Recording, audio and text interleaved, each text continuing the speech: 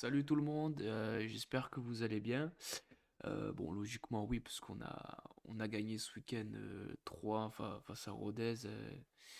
On a enfin gagné avec la manière. Donc on va débriefer un peu tout ça. Bon, déjà je m'excuse parce que normalement je devais faire le débrief hier et je l'ai pas fait parce que ouais, j'ai manqué de temps tout simplement. Du coup c'est pour ça que je le fais aujourd'hui avec un peu de retard et je m'en excuse. Donc sur la compo, on est reparti sur une compo classique avec le retour du 4-1-4-1 avec bon bah gardien et défense pareil. Après c'est au milieu de terrain, ça a dû changer parce qu'on avait Autrette blessé et Charbonnier suspendu. Donc bon bah Touré à son poste habituel, un peu plus haut Saki Trouillet et les trois de devant Perrin, Sinayoko et Hein. Donc logiquement Trouillet pardon qui remplace Autrette et Sinayoko qui remplace Charbonnier sur le banc bon, classique hein, de Persin, Koef, Joly, Endob. Le retour dans le groupe de Yad Mohamed et Ben Fredj, qui est quand même à souligner. Bon, je pense que voilà, le retour est surtout dû aux absences de pardon, aux absences de Charbonnier et d'Autrette. Donc en première mi-temps, eh ben, il s'est quand même passé pas mal de choses.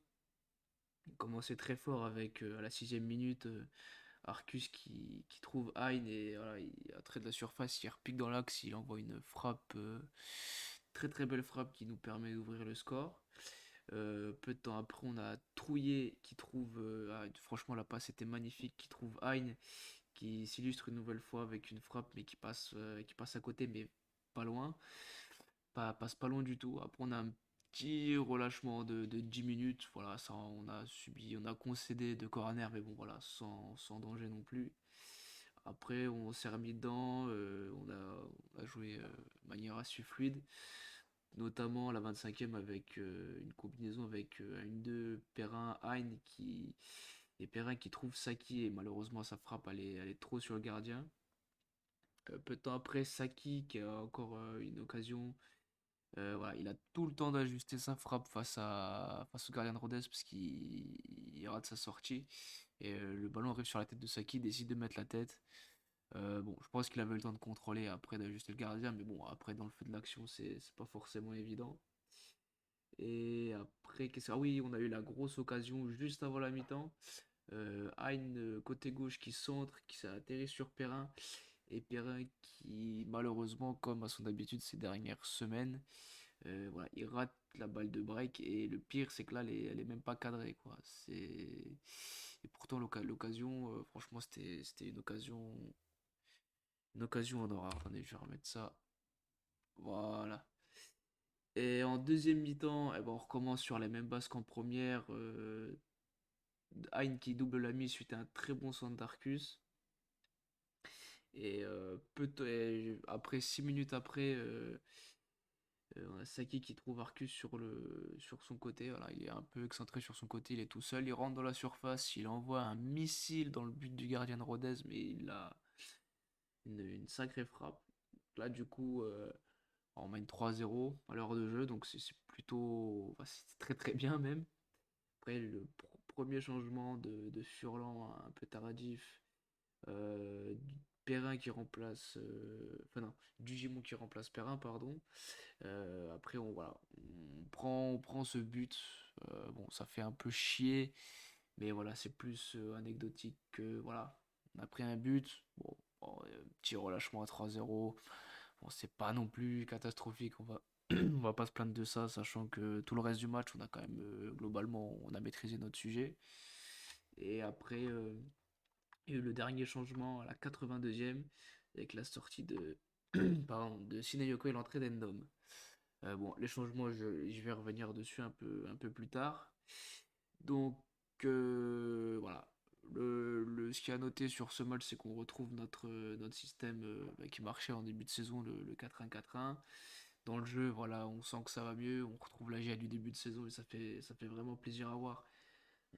On a été bon défensivement, même si on prend ce but, mais bon, voilà, c'est pas non plus alarmant.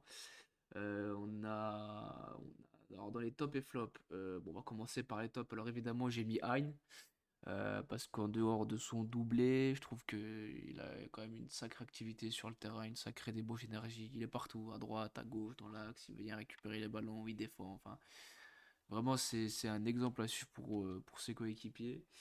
J'ai mis Arcus aussi parce qu'il restait, bah déjà parce qu'il fait deux passes D, il met un joli but. Et c'est vrai qu'il restait un peu sur des performances en dents de scie sur ses derniers matchs. Et là, c'est vrai que ce match-là, voilà, j'espère que ça l'a remis sur la bonne route. Et dans les flops, alors j'ai quand même réussi à en trouver quelques-uns. Shinayoko, voilà, j'attendais clairement plus de lui.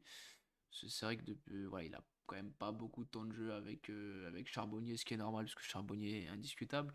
Mais ouais, j'étais déçu, je m'attendais à beaucoup mieux de sa part. Bon, après, ça peut arriver de passer à côté de son match, hein, c'est pas non plus la fin du monde. J'ai mis Perrin parce que ben, il rate encore et il est en manque de confiance. Il lui manque ce but pour se remettre dedans et parce que le jour où on aura les deux ailes qui seront efficaces, parce que là c'était Arcus, mais si de l'autre côté Perrin, Bernard ça fonctionne pareil, après voilà, c'est pas gagné parce que Bernard c'est pas vraiment le même profil que Arcus. Mais c'est vrai que c'est dommage que Perrin, voilà, sa balle de break, notamment sur ce match-là, c'est dommage qu'il se foire. Ensuite, les concurrents, donc Sochaux et Ajaccio qui battent leurs adversaires respectifs, donc ça, c'est pas forcément le bon plan. Là, ce qui peut nous arranger, c'est le PFC qui concède le nul face à Nîmes. Au classement bah, on est quatrième. On est à un point de Sochaux qui sera notre prochain adversaire. On est à 3 points d'Ajaccio et à 4 points de Paris. Et c'est là que moi je nourris de gros regrets sur notre dernière confrontation face au PFC. Parce qu'on menait et ce match-là, on aurait dû le gagner. Bon, après voilà, malheureusement le match est fini et maintenant il faut enchaîner ce qu'on fait très bien d'ailleurs en ce moment. Et il faudra notamment enchaîner face à Sochaux à domicile samedi 15h. Là, ça va être. Pour moi, ça va être vraiment un véritable test parce qu'on sait que voilà, face au top 5, on en chie, on n'est pas en réussite.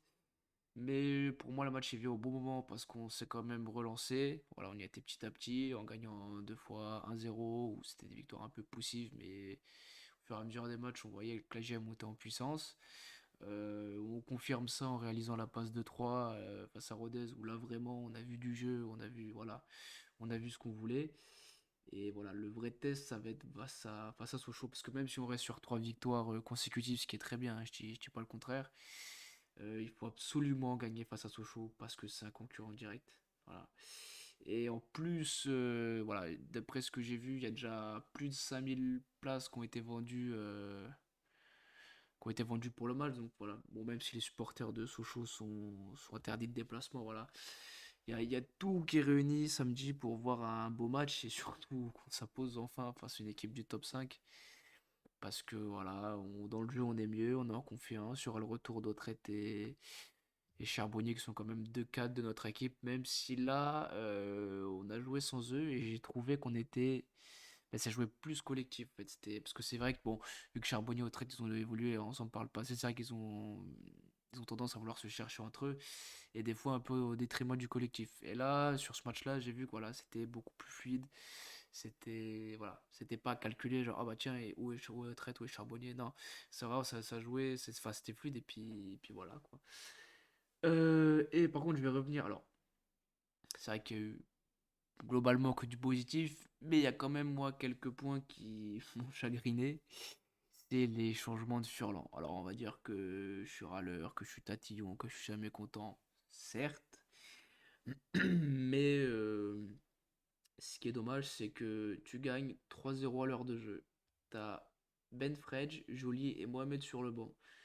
Tu gagnes 3-0, t'as rien à perdre d'aller faire rentrer. Je veux dire, c'est quand même des garçons qui ont énormément de talent. Et je pense pas qu'en les faisant rentrer, ça nous fasse basculer le match, bien au contraire.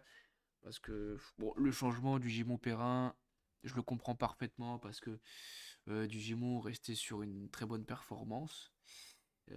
Donc il enchaîne, enfin même s'il est rentré en cours de jeu, et encore je trouve que voilà, je trouve qu'il est rentré un peu tard parce que si je me trompe pas, il doit être rentré à la 72e. Et ensuite, le changement, c'est là, une classique de Furlan, faire sortir Shinyako pour faire rentrer Endom, voilà, plus défensif, tu meurs. Bon, c'est dommage parce que c'est voilà, c'est le moment de donner l'occasion aux jeunes de se montrer. Je pense que voilà, vu le match de Shinyako, je pense que Ben Fredge il aurait pas fait tâche. Et puis vu qu'il a pas beaucoup de temps de jeu, je pense qu'il serait bien défoncé sur ce match-là, tout comme Paul Joly qui est resté sur des très bonnes performances et qu'on ne voit plus. Et Iyad Mohamed qui a fait son retour dans le groupe. Je crois que d'ailleurs c'était son anniversaire le jour du match, si je me trompe pas. Mais voilà, je trouve que c'est dommage de les laisser sur la touche, quoi. Enfin, encore tu perds, t'es en. Ah, il y aurait eu 15-0. Je veux bien, je comprends, tu veux assurer le résultat. Là, le résultat était déjà assuré et voilà, je trouve ça dommage. Je trouve ça dommage. Mais bon, voilà, on va pas faire la fine bouche. On va quand même retenir bah, les 3 points et surtout la manière. Et puis voilà, je pense que voilà, j'ai fait le tour sur ce match. Et je vous donne rendez-vous. Donc j'essaierai de faire le débrief face à Sochaux lundi. Et en attendant, je vous souhaite à tous une très bonne semaine. Alors s'il faut que je me permets de vous montrer mes réseaux, voilà, si jamais vous voulez me suivre sur Twitter, Facebook ou attendez, je suis mélangé. Ouais, Twitter, Facebook, YouTube, et aussi bah, la Twitch, si voilà, n'hésitez pas à vous abonner, laisser des commentaires, partager, tout ça, tout ça. Et puis voilà, je vais vous laisser. Je vous souhaite à tous une très bonne semaine. On se retrouve lundi pour débriefer le match face à Sochaux. Voilà. Bonne soirée à tous.